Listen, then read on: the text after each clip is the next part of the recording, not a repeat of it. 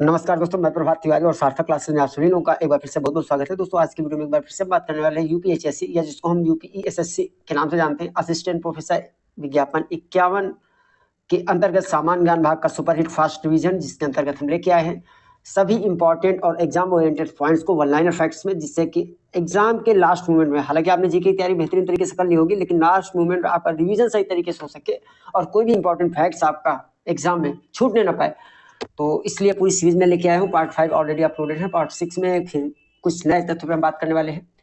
छोटा सा एक आप लोगों के सुझाव है कि अगर आप एमसीक्यू के माध्यम से प्रैक्टिस करना चाहते हैं तो सार्थक क्लासेस ऐप डाउनलोड करके स्टोर सेक्शन में विजिट करके वहां से टेस्ट सीरीज का कोर्स है, उसके थ्रू आप जो है एमसीक्यूज की भी अच्छी तरीके से तैयारी कर सकते हैं, जीके पार्ट की। तो चलिए स्टार्ट कर लेते हैं आज का कुछ वीडियो।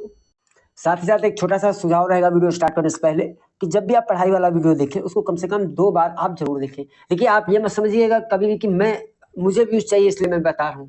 मैं इसलिए बताता हूँ क्योंकि कोई भी वीडियो आप समानता देखें, कोई भी चीज आप एक बार पढ़ते हैं तो सही से आपके मस्तिष्क पटल पर स्थान नहीं बना पाती और एक एग्जाम के दौरान कंफ्यूजन की स्थिति होती है। तो अगर कम से कम कोई भी वीडियो पढ़ने वाला आप 2 बार देखेंगे तो आप अपने को कहीं बेहतर स्थिति में पाएंगे और ये आपके हित में रहेगा। तो चलिए स्टार्ट करते हैं आज का वीडियो। और पहला पॉइंट है, वर्ष 2023 में एशियाई खेलों का आयोजन कहाँ होना निर्धारित है। तो वर्ष 2023 में एशियाई खेलों का आयोजन होना निर्धारित है कतर की राजधानी दोहा में। बहुत इंपॉर्टेंट पॉइंट है। अगला, वर्ष 2034 में एशियाई खेलों का आयोजन कहाँ होगा। तो 2034 में एशियाई खेलों का आयोजन होगा रियाद, सऊदी अरब में।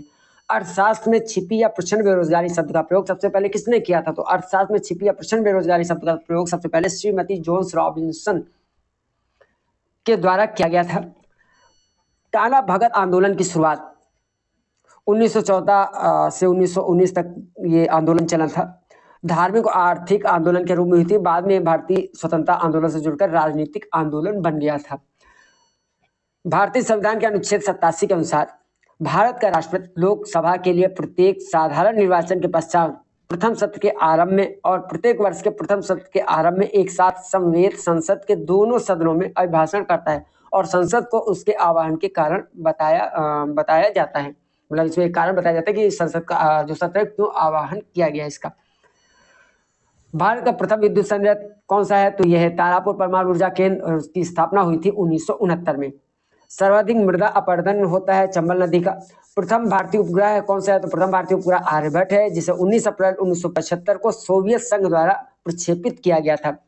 आर्यभट्ट, देखिए आर्यभट्ट कौन थे। तो आर्यभट्ट का जन्म 476 ईस्वी में हुआ था और मतलब इनका जो जीवन काल था 476 से 550 ईस्वी तक। प्राचीन भारत के महान ज्योतिषविद और गणितज्ञ थे।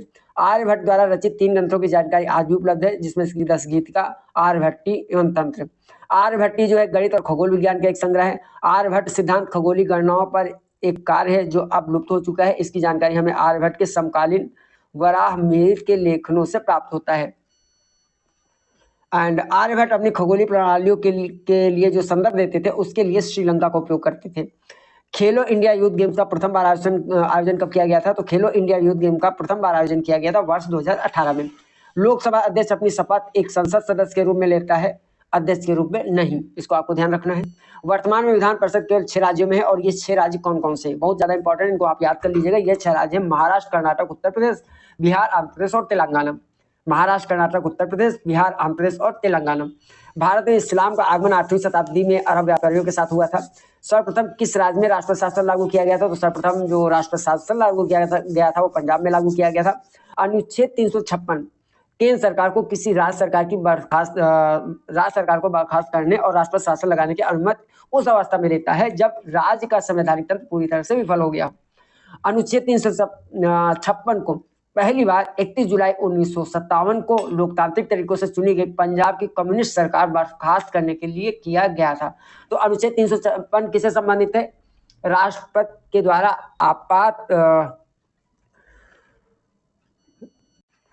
अनुच्छेद 356 किससे संबंधित है। तो अनुच्छेद 356 संबंधित है राष्ट्रपति शासन लगाने से। सरकारी सेवाएं प्रदान करने हेतु सूचना तथा संचार प्रौद्योगिकी का उपयोग करना क्या कहलाता है। तो ये ई शासन कहलाता है। गार्गी संहिता के युग पुराण से पता चलता है कि यवनों ने साकेत, पांचाल और मथुरा पर विजय हासिल की थी। अक्टूबर 2018 में इलाहाबाद का नाम बदलकर प्रयागराज करने का निर्णय लिया गया था। प्रयागराज का नाम इलाहाबाद मुगल सम्राट अकबर ने रखा था। किस वर्ष रखा था, अगर आपको जानकारी हो तो आप कमेंट कीजिएगा। अगला पॉइंट, पृथ्वी के वायुमंडल में सल्फर डाइऑक्साइड और नाइट्रोजन ऑक्साइड जल के साथ क्रिया करके नाइट्रिक अम्ल और गंधक का तेजाब बना देते हैं, जिसे अम्लीय वर्षा कहते हैं। और इसीलिए कहते हैं कि जब भी पहली बारिश होती है उसमें हमें जो है भीगना नहीं चाहिए, क्योंकि ये अम्लीय वर्षा हो सकती है और इससे हमारी त्वचा को नुकसान पहुंच सकता है। भारत प्राचीन महाद्वीपीय गोंडवाना लाइन का भाग था।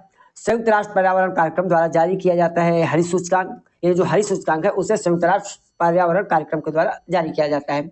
और लाल बहादुर शास्त्री क्रिकेट स्टेडियम कहाँ स्थित है? तो लाल बहादुर शास्त्री क्रिकेट स्टेडियम स्थित है हैदराबाद में। पश्चिमी घाट पठारों के कगार पर स्थित है।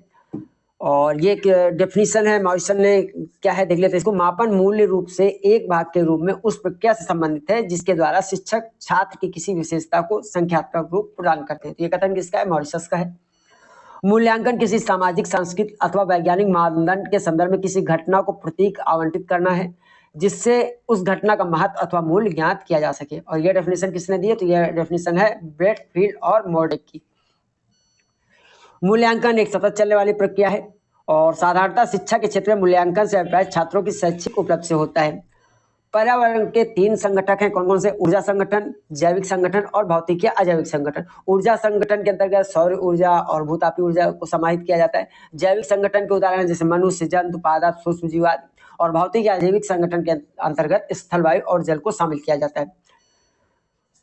एक प्रश्नावली को प्रश्नों के एक समूह के रूप में परिभाषित किया जा सकता है जिसका उत्तर सूचनाकर्ता को बिना अनुसंधानकर्ता एवं प्रगणक को देना होता है। तो यह डेफिनेशन किसकी है? पोप के द्वारा दी गई है।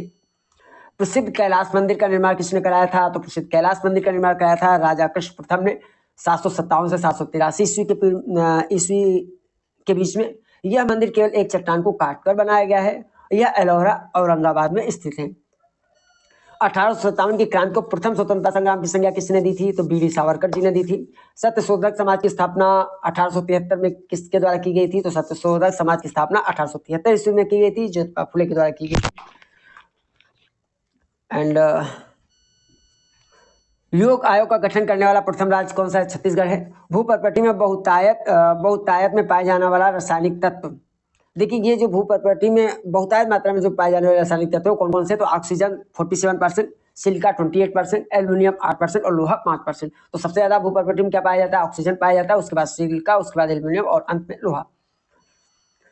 बजट के निर्माण में उत्तरदायी होता है वित्त मंत्रालय के अंतर्गत आने वाला डिपार्टमेंट ऑफ इकोनॉमिक अफेयर्स। पृथ्वी पर आर्द्र भूमियों का संरक्षक किसे माना जाता है? तो मैंग्रोव वनों को माना जाता है। नील विद्रोह कब हुआ था? तो 1859 से 1862 के बीच में बंगाल में हुआ था। पाबना आंदोलन 1870 से 1880 के बीच बंगाल में हुआ था। दक्कन विद्रोह 1875 में महाराष्ट्र में हुआ था और चंपारण सत्याग्रह 1917 में बिहार में हुआ था। इसके बाद बारडोली सत्याग्रह 1928 में गुजरात में हुआ था। खेड़ा सत्याग्रह 1918 में गुजरात में हुआ था। देखिए कभी कभी ये इनका क्रम पूछ लिया जाता है, तो अच्छा है कि जो भी आंदोलन वगैरह जो खासकर बहुत प्रमुख आंदोलन हुए उनकी तिथियां आपको याद कर लेनी चाहिए। प्रधानमंत्री द्वारा देश के पहले भारतीय कौशल संस्थान की आधारशिला कहाँ पर रखी गई थी? तो कानपुर में रखी गई है। एंड भारतीय कौशल संस्थान की संकल्पना प्रधानमंत्री नरेंद्र मोदी द्वारा सिंगापुर के इंस्टीट्यूट ऑफ टेक्निकल एजुकेशन की यात्रा के दौरान की गई थी। प्रधानमंत्री ने 19 दिसंबर 2016 को देश के पहले भारतीय कौशल संस्थान IIS की उत्तर प्रदेश के कानपुर में आधारशिला रखी थी। यह संस्थान युवकों को अधिक रोजगार पाने योग्य और स्वनिर्भर बनने के लिए उन्हें अधिकार संपन्न बनाने के लिए मदद करता है। CPU के घटक की बात करें तो यहाँ पे दिए 3 घटक दिए गए हैं। अंक गणती एवं तर्क संबंधी संक्रियाएं करता है ALU का full form arithmetic logical unit. Computer की नियंत्रण इकाई कहते हैं CU को, CU यानी कंट्रोल यूनिट। और कंप्यूटर की मेमोरी इकाई। तो ये 3 घटक होते हैं CPU के। पर्यावरण संरक्षण के लिए ग्रीन आर्मी संगठन का गठन किया गया था ऑस्ट्रेलिया में।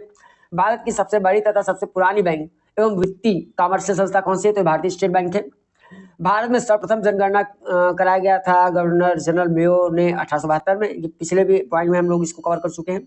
और सामान्यतः प्रश्नावली से तात्पर्य एक ऐसे साधन से होता है जिसमें एक फॉर्म के सारे प्रश्नों के उत्तर दिए जाते हैं तथा प्रत्यार्थी स्वयं इसे भरते हैं। और ये डेफिनेशन दी थी गुडे एवं हॉट ने। तो ये कुछ पॉइंट थे। और देखिए मेरी आपको ये सलाह रहेगी जो ये सीरीज चले इसमें आपको बहुत डिटेल में कुछ नहीं मिलने वाला है, लेकिन हाँ इंपॉर्टेंट पॉइंट आपके रिवीजन के लिए यहाँ पे सारे इंपॉर्टेंट पॉइंट मिलेंगे। और अगर आपको लगता है किसी पॉइंट में आपको और अधिक जानकारी की जरूरत है, आप सिंपल हमें मैसेज मतलब कमेंट्स कर सकते हैं। हम कोशिश करेंगे आगामी वीडियो में उस पॉइंट से संबंधित जानकारी को शामिल किया जाए। और चाहे तो आप गूगल भी कर सकते हैं किसी पॉइंट को लेकर, जिससे कि आपके पास उस पॉइंट संबंधित और भी अधिक जानकारी एकत्रित हो सके, खासकर जो पॉइंट आपको इंपॉर्टेंट लगता है और जिसके विषय में आपको लगता है कि जानकारी आपके पास कम है, क्योंकि एक एक पॉइंट को आप नहीं कर सकते हैं। ऐसा करेंगे तो फिर आपके पास ये पूरी सीरीज लाने का कोई फायदा नहीं रह जाएगा, क्योंकि इस सीरीज को आप एग्जाम के लास्ट मोमेंट में देखने वाले हैं। एंड मेरा नंबर आप लोगों के पास होगा ही 9506543831। किसी तरह की जानकारी के लिए, किसी सुझाव के लिए आप हमें व्हाट्सएप मैसेज कर सकते हैं। और टेस्ट सीरीज के लिए सार्थक क्लासेस ऐप डाउनलोड करके स्टोर सेक्शन में आप विजिट कर सकते हैं। इस वीडियो को कम से कम आप 2 बार जरूर देखिएगा तैयारी के पर्पज से, इससे आपको फायदा होगा। आज की वीडियो में इतना ही, हम आपसे फिर मिलते हैं अगले वीडियो में कुछ नई जानकारी के साथ। तब तक के लिए नमस्कार।